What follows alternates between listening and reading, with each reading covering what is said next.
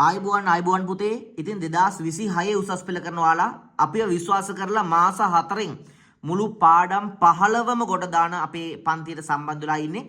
ඉතින් පුතේ මේ මම 2026 මාස 4 පන්තියේ කාලසටහන පිළිබඳව තමයි දැන් දැනුවත් කරන්න යන්නේ. අපි දන්නවා පුතේ දේශපාලන විද්‍යාව විෂයට පාඩම් සම්පූර්ණයෙන් 15ක් තියෙනවා. right? පළවෙනි පාඩමේ ඉඳන් 15 වෙනි පාඩම දක්වා අපි අනිවාර්යෙන් කවර් කරනවා. ඔන්න දැන් ඔයාලට මේ කාලසටහන පොඩ්ඩක් පිළිබඳව දැනුවත් කිරීමක් තමයි කරන්න යන්නේ. පුතේ මේ අපි ඔයාලගේ තියරි ක්ලාස් එක දවස් 3ක් කරනවා.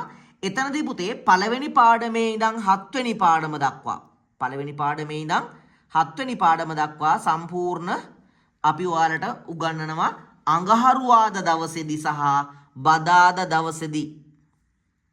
අඟහරුවාද දවසේදී බදාදා දවසේදී අපි වෙලාව දාගන්න පුතේ. වෙලාව සවස 5 ඉඳන් 7 වෙනකම්. සවස 5 ඉඳන් 7 වෙනකම් අඟහරුවාද දවසේදී බදාදා දවසේදී ඔයාලට මෙන්න මේ පාඩම් ටික අපි කවර් කරනවා. පැහැදිලිද? right. ඊට පස්සේ අර 8 වෙනි පාඩමේ ඉඳන් 15 වෙනි පාඩම දක්වා තියෙනවනේ. අන්නේ 8 වෙනි පාඩමේ ඉඳන් පුතේ 15 වෙනි පාඩම දක්වා. right. සම්පූර්ණ සිලබස් එකම පුතේ අපි කවර් කරනවා ඉරිදා රාත්‍රී 8ට. ඉරිදා රාත්‍රී 8 ඉඳන් සාමාන්‍යයෙන් 11 වෙනකම් පන්තිය තියෙනවා. එතකොට ඔයාට ඔන්න ඔය ආකාරයට තමයි පුතේ මෙන්න මේ පාඩම් 15ම කවර් වීම සිද්ධ වෙන්නේ. පැහැදිලිද?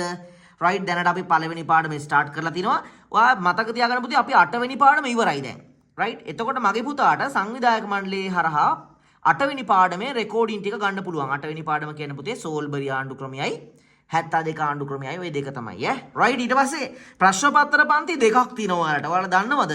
සෙනසුරාදා හවස 5 ඉඳන් 7 වෙනකන් රෑන්කින් පේපර්ස් 15ක් තියෙනවා ඔයාලට. right. සෙනසුරාදා හවස 5 ඉඳන් 7 වෙනකන් රෑන්කින් පේපර්ස් සාකච්ඡා කරනවා පේපර් පන්තියේ. right.